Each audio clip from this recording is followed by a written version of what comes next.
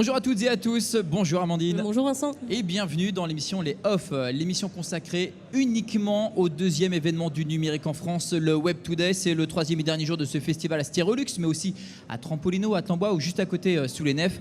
Les conférences, les ateliers, les démonstrations d'objets connectés s'enchaînent. Les professionnels du web venus de toute la France sont ici pour échanger sur leurs projets, mais aussi faire le plein d'idées et d'innovations.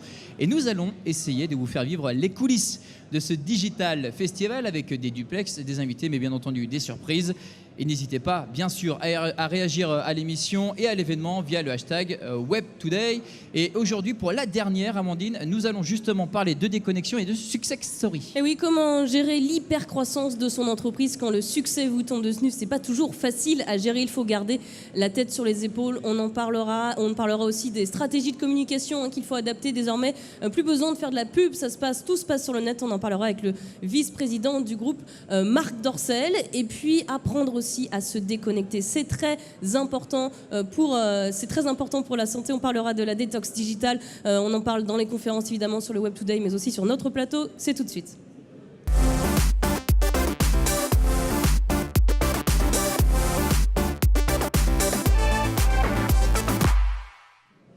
On n'imagine plus désormais vivre sans ordinateur, sans tablette et sans son portable qui est greffé quasiment dans sa poche ou dans sa main. Et pourtant, il est très important pour la santé des fois de s'en séparer. Bonjour Carole Blanco. Bonjour Amandine. Vous êtes directrice de l'agence de communication Digital Spawnpeak. Vous avez été consultante en RH. Vous êtes aussi psychologue et psychothérapeute. Vous tenez une conférence sur ce thème aujourd'hui au Web Today. À partir de quand peut-on considérer que l'on est cyberdépendant? Je crois que 50% des salariés avouent qu'ils ont déjà répondu à un mail depuis leur lit. Voilà, vous pouvez considérer que vous êtes cyberdépendant, c'est un des 3 syndromes du numérique. Il y a le FOMO, la cyberdépendance et le SISM. Il y en a peut-être d'autres, mais en tout cas, c'était l'objet de mon intervention tout à l'heure au hack de HR. Vous pouvez considérer que vous êtes dans une situation de cyberdépendance lorsque vous éprouvez une forte angoisse à l'idée de ne pas trouver votre téléphone là où il devrait être, c'est-à-dire dans votre poche droite alors qu'il est simplement dans la gauche, que vous partez en vacances et que vous l'emmenez partout et que vous cherchez le Wi-Fi et que vous vous mettez dans des situations difficiles. Donc là, c'est l'addiction qui vous pousse à trouver impérativement, et coûte que coûte, le Wi-Fi pour vous connecter. Alors comment faire justement? Parce que c'est pas toujours facile quand le patron appelle le week-end, on est bien obligé de répondre, on a peur de perdre son emploi. Quel conseil vous donneriez à la fois au RH et à la fois aux salariés? Alors, ce que nous disions tout à l'heure lors de ma conférence avec les professionnels de la gestion des ressources humaines, c'est que c'est important de libérer la parole en entreprise sur les usages du numérique et de sensibiliser, d'informer et de dire que il y a des risques et que certains troubles du comportement numérique sont l'expression de problèmes qui peuvent survenir en raison d'un usage excessif, intensif ou inadapté des médias sociaux. Risque accru de burn-out par exemple, risque accru de burn-out? Oui, c'est certain qu'un usage inadapté, intensif et excessif peut être un des facteurs déclenchants d'un burn-out. Et d'autres peut-être problèmes pour la santé? Oui, problème pour la santé, le syndrome SISM, syndrome d'intolérance aux champs électromagnétiques, en est un. Il y a trois phases qui se succèdent et jusqu'à des lésions organiques conséquentes et même irréversibles parfois. Donc effectivement, ça a un impact. Le numérique a un impact sur notre mental, sur notre comportement avec les autres, sur notre relation aux outils digitaux et sur notre santé. La digital detox, on en parle de plus en plus. Il y en a même qui proposent désormais des séjours sans Wi-Fi pour se déconnecter. On a l'impression que c'est un concept marketing. C'est à suivre, c'est un bon exemple ou c'est vraiment juste... Oui, tout à fait. Certaines entreprises installent des no Wi-Fi zones. C'est dingue, c'est incroyable parce qu'effectivement, il y a encore quelques années, on installait des zones Wi-Fi et on sait que 65% des personnes qui se déplacent ont pour critère de recherche et de choix d'un hôtel le fait qu'il ait des Wi-Fi. Mais les hôtels l'ont bien compris et aujourd'hui, effectivement, s'emparent du sujet et proposent des cures de détox digitale qui permettent de se déconnecter, de se ressourcer, de se recentrer sur soi pour mieux repartir en fait. Voilà, la digital detox, c'est tout ce qui concerne les relations entre les RH et le monde du numérique. Voilà, le monde du numérique qui bouleverse les relations entre les salariés et leurs employés. On en parle beaucoup aujourd'hui au Web Today, notamment au Trampolino, journée spéciale Hack the RH.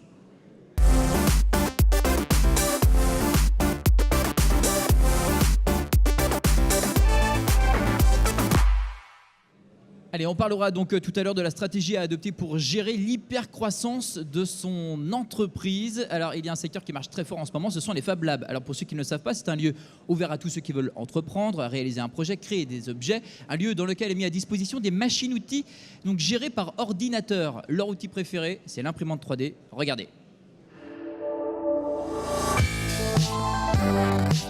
On peut d'ores et déjà construire sa maison en imprimante 3D. C'est l'idée d'une start-up lilloise, Machine 3D, et d'un designer belge. Leur but, utiliser des matériaux recyclables et écologiques. Ils souhaitent que leur innovation soit utilisée en open source pour que cela puisse servir à des projets humanitaires. À l'intérieur de cette maison, c'est logique, les meubles peuvent aussi être imprimés en 3D. C'est ce que propose la start-up lyonnaise Drone. Vous pouvez dessiner vos meubles, ils les impriment. De manière générale, on peut presque tout faire avec une imprimante 3D, des chaussures, des guitares et même des mains bioniques. Des Français veulent même utiliser l'imprimante 3D pour faire des tatouages. La machine devrait être commercialisée dans les mois qui viennent. Une imprimante 3D, ça coûte cher, entre 500 et 1500 € en moyenne, et c'est assez encombrant.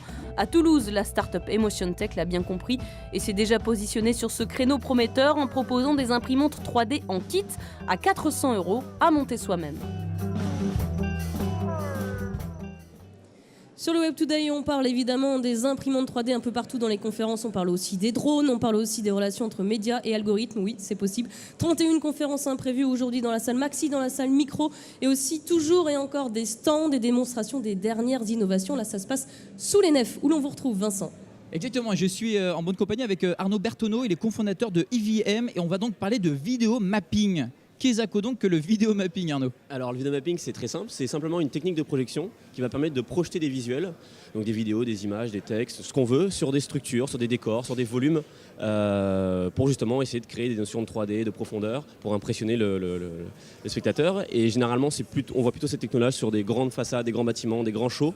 À la Fête des Lumières, par exemple, il y a ça chaque année à Lyon. Et c'est la référence. Exactement, c'est ça. Et nous, on trouve ça dommage que ça reste dans les mains des experts, des pros. Et donc, du coup, on a décidé de faire un logiciel pour les amateurs, pour le grand public, pour les artistes, pour qu'ils puissent refaire ça chez eux en 5 minutes maximum. C'est-à-dire que moi, par exemple, je peux faire du vidéo mapping sans souci. C'est ça, exactement. Nous, on a construit EVM, qui est un logiciel en fait, qui va vous permettre de créer des zones de projection. C'était ça qui était compliqué avant, sauf que là, on a déjà pré-créé pour l'utilisateur des triangles, des carrés, des cercles, qui va pouvoir déformer pour épouser parfaitement son meuble, son mur, son plafond.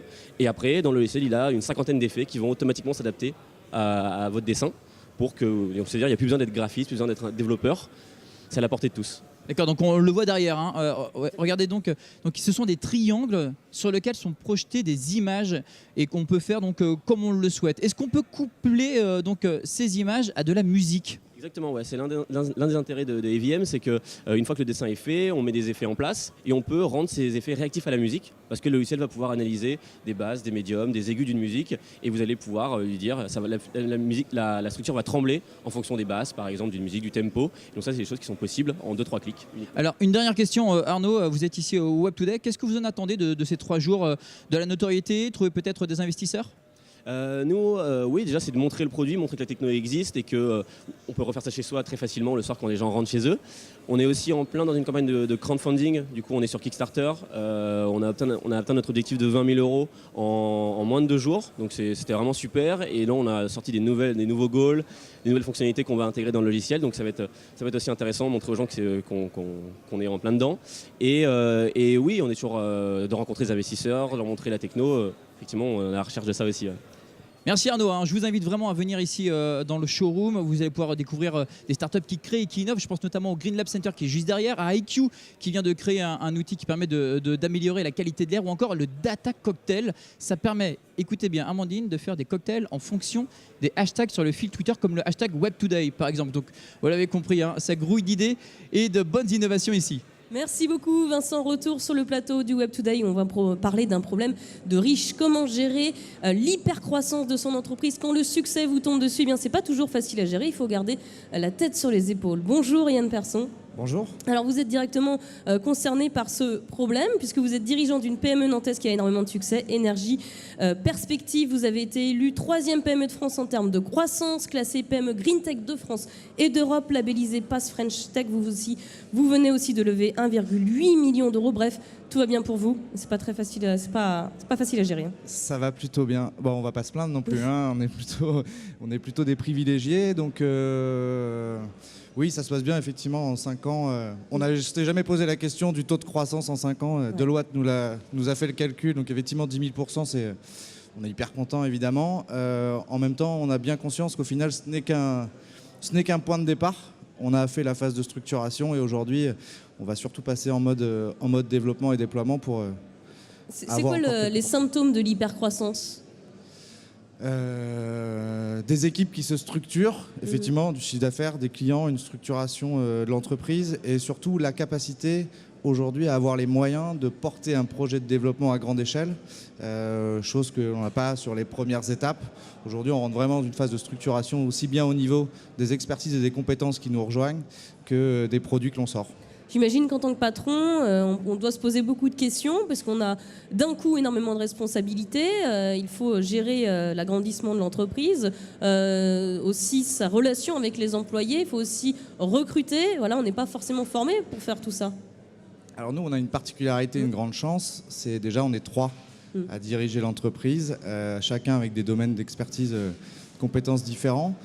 On a aussi la chance d'avoir structuré un management avec des équipes de haut niveau, aussi bien sur la partie design, sur la partie management, RH, etc. Donc aujourd'hui, on a clairement préparé l'entreprise pour accompagner cette hypercroissance et surtout pour aller encore plus vite. Donc oui, c'est compliqué, mais en même temps, quand vous avez les hommes qui ont les qualités pour le faire et que vous avez l'équipe pour y aller, en fait, on se pose moins de questions.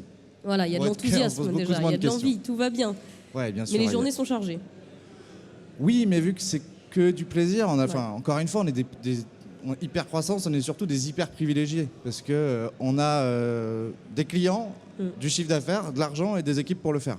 Entre guillemets, j'ai quasiment l'impression de moins bosser qu'avant.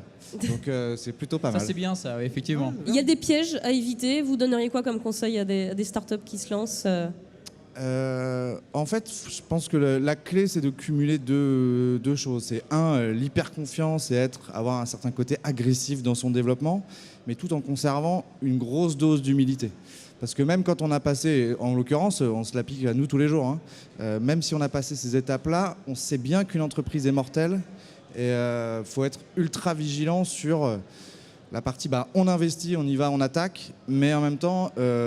attention parce que, on n'est pas tout seul et 2, le mur n'est jamais très loin, donc il faut être en mesure de s'adapter en permanence. Nous, on doit être au 3e pivot stratégique de l'entreprise. Donc on garde toujours la même vision, mais on a aussi la capacité à prendre des virages et tirer des bords sans renier cette vision, mais en tout cas pour atteindre l'objectif final. Mais il faut être ultra vigilant. Voilà, il ne faut aussi pas prendre la grosse tête. Il faut se dire qu'effectivement tout peut s'arrêter demain. Il faut aussi avoir une vision sur le long terme, tout en se disant ça peut s'arrêter demain, ça doit être compliqué à gérer. Alors on évite de se réveiller tous les matins en se disant que ça va s'arrêter demain, parce que sinon c'est compliqué. Effectivement, la vision long terme, elle a besoin d'être claire. La seule question, c'est par quel chemin on y va. Et en même temps, certains disent, et je suis assez d'accord avec ça, c'est pas vraiment atteindre l'objectif qui est intéressant, c'est le chemin qu'on emprunte, et c'est là où on prend du plaisir, on réfléchit. Oui, il y a des risques, oui, il y a des doutes, mais en même temps, c'est drôle. Donc, en tout cas, c'est passionnant. Voilà, c'est passionnant. L'envie est là quand tout va bien, on ne compte plus ses efforts, on ne compte plus les heures. C'est quand même un plaisir qu'on recommande, qu'on souhaite à tout le monde. Un problème de riche que l'on souhaite à tous les jeunes startups qui sont ici en nombre dans le Web Today encore pour cette dernière journée. Merci beaucoup Yann Persson. Merci à vous.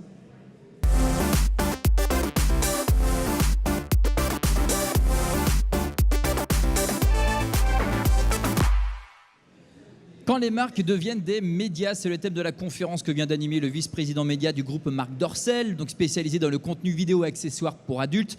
Et donc c'était sa première participation ici au Web Today. Il sera dans un instant sur notre plateau pour nous livrer ses premières impressions et sa vision de la communication 2.0. Mais juste avant, petit retour, un feedback sur la journée d'hier avec le Zap Today.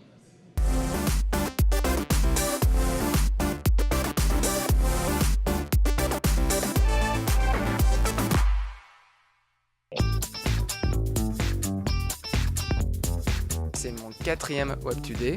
Et je dois dire que facilement c'est le plus grand, mais ça c'est juste des chiffres, c'est un événement qui explose et ça devient une étape nécessaire dans l'écosystème des startups en France. C'est une conférence qui est énorme, enfin, vous avez plus de 2500 participants, je crois que c'est la plus grosse conférence liée aux technologies numériques en France après le web à Paris. Le Web Today a grossi énormément en quelques années, c'est devenu je pense un des gros événements de France, bientôt d'Europe j'espère. Bienvenue sur cette deuxième journée du Web Today. First of all, the city of Nantes is beautiful. It's a great location to have an event. I'm amazed at how big the scale of this event is. En fait, je suis le Adrien Poggetti de la ville de Québec. Et voilà, Adrien. Gavé. Ah oui, à Lyon, c'est gavé bien ça. C'est slick. C'est slick, ça veut dire c'est beau, c'est propre. C'est bien fait. Voilà un condensé de ce qui s'est passé hier sur le Web Today. Encore énormément de conférences à suivre aujourd'hui sur le Web Today. 31 conférences dans la salle Maxi, dans la salle Micro et aussi une journée spéciale Axe the HR. Ça se passe à Trampolino, juste à côté. On parle aussi, par exemple, de la création d'un Green Code Label, un label qui recense tous les sites web écolos qui consomment le moins au niveau énergétique. Voilà, ça c'est inédit. On en parle, on le retrouve évidemment. On en parle sur les médias spécialisés, médias qui travaillent dur depuis la Press Room où vous vous trouvez, Vincent. Exactement, les partenaires médias du Web Today sont nombreux, donc vous l'avez dit, en particulier donc à la presse spécialisée sur l'innovation, sur les startups. Quand on pense innovation, on pense forcément startup, et quand on pense startup, on pense Madines. Bonjour Étienne, merci. Vous nous faites le plaisir d'être avec nous donc, dans l'émission Léa. Vous êtes le cofondateur du magazine spécialisé dans les startups françaises. Alors, quel sujet vous avez évoqué depuis ces 2 jours ? Alors, nous, on est partenaire média depuis 3 ans sur le Web Today, qui est toujours un très bel événement. Et on a eu la chance d'animer plusieurs conférences, dont une sur les professions réglementées. Les startups s'attaquent souvent à un marché innovant, parfois sont en mode disruption, donc du coup elles souhaitent casser les codes ou les économies traditionnelles. Et là c'est vrai qu'on a eu la chance d'animer une conférence sur startups et professions réglementées. Alors on a eu la chance d'avoir Uber, on a eu la chance d'avoir Canavap et on a eu la chance d'avoir Ornicar. Ornicar c'est une startup française. Qu'on a reçu en émission effectivement. Exactement, et nantaise. Donc du coup eux ils s'attaquent justement au monde du code de la route et ça c'est super intéressant. Alors aujourd'hui va se tenir la finale du Global Challenge, donc voilà c'est la finale des startups. Hein. Est-ce que vous allez suivre de très près l'une de ces startups ou est-ce que vous avez déjà repéré une startup durant cette compétition ? Alors en fait déjà il y a une très belle sélection cette année, c'est toujours le cas déjà d'ailleurs au Web Today. En fait j'en ai pas repéré une, j'en ai repéré 2. La première, c'est Aircall, c'est un petit coup de cœur. C'est accompagné par un startup studio qui s'appelle eFounders. Et Aircall, c'est un outil SaaS collaboratif qui permet de révolutionner les plateformes téléphoniques. Ça, c'est un super sujet aujourd'hui dans le monde des télécoms. La deuxième startup que j'ai repérée, c'est Catalysio. Catalysio, c'est un outil d'aide à la décision pour les e-commerçants en matière de référencement. Les plateformes web aujourd'hui, souvent liées à Google Analytics, ont des requêtes qui ne sont pas données par Google, et donc du coup ce qu'on appelle les node provided. Et aujourd'hui, cet outil permet justement d'accéder à ces requêtes cachées. Et c'est super intéressant. Je pense que c'est une belle boîte qui va bien cartonner. Eh bien, merci Étienne pour vos coups de cœur. Donc on n'hésitera pas à vous lire. On vous suivra bien entendu sur votre site internet et vos réseaux sociaux. Merci Vincent, retour sur le plateau du Web Today où l'on parle stratégie de communication, plus du tout besoin d'acheter de la pub désormais pour faire sa communication, ça c'est complètement has-been. On en parle tout de suite avec Ghislain Faribault, vous êtes le vice-président média du groupe Marc Dorcel, bonjour.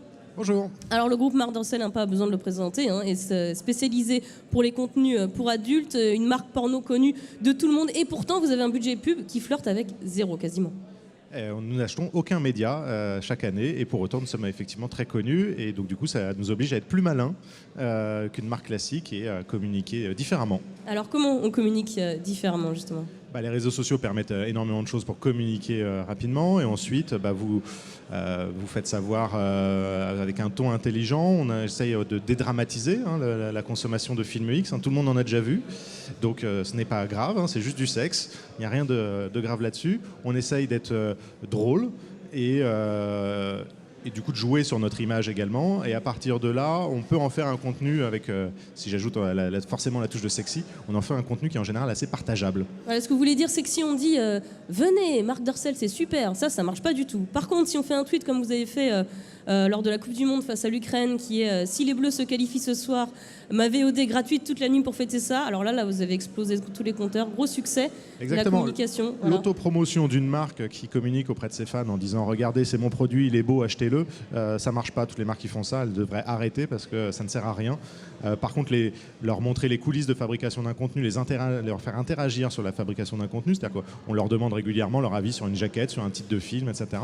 Ils suivent les tournages en live et de leur communiquer autour d'événements plutôt assez drôles, là, comme le tweet de la France-Ukraine, où voilà, c'est une manière aussi d'encourager l'équipe de France. Hein. Beaucoup de gens ont repris en disant faut aller informer les Bleus, si on le fait, on aura du porno gratuit toute l'année, etc. Du coup, ça fait des coups assez sympas. C'est notre ADN, ce sont nos valeurs de la marque, et donc du coup, ça arrive à faire parler. Voilà, pas de pub, mais juste de l'information et de l'humour aussi. Ça, c'est sur les réseaux sociaux, c'est juste primordial. Exactement, de l'humour, de la bonne information et le bon ton. Après, on n'est pas prêt à tout pour faire le buzz. Hein. On a certaines valeurs, des sujets intouchables chez nous sur lesquels nous n'irons jamais, même si ça peut me faire gagner du follower ou mon retweet le plus fort. Ça ne m'intéresse pas du tout. On fait très attention à nos valeurs et à ce qu'elles soient respectées. Et puis la communication, ça passe aussi de manière plus subtile par le partenariat, j'imagine, avec des événements. C'est ce que vous faites, hein, je crois, avec des soirées.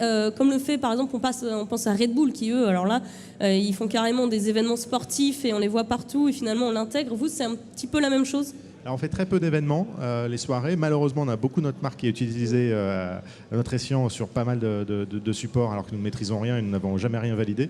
Après, on fait des soirées plutôt B2B pour amuser nos clients, et ce sont des grosses soirées, comme on a fait nos 35 ans dernièrement, qui en général font beaucoup parler la nuit parisienne. Voilà, il faut être présent forcément dans les nuits parisiennes. La conférence que vous avez tenue tout à l'heure était pleine à craquer. Il y avait même des gens qui étaient assis par terre, comme quoi la conférence intéresse énormément de personnes sur les nouvelles stratégies de communication, exemple à suivre du groupe Marc Dorcel. Merci beaucoup, Gislain Faribault.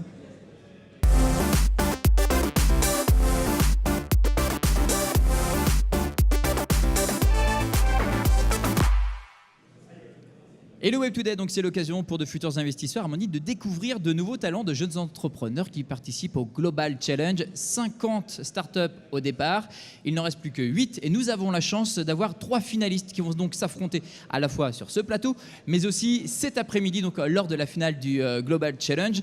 Alors attention, hein, vous le savez, messieurs, vous allez devoir pitcher, donc c'est le défi, 30 secondes face caméra.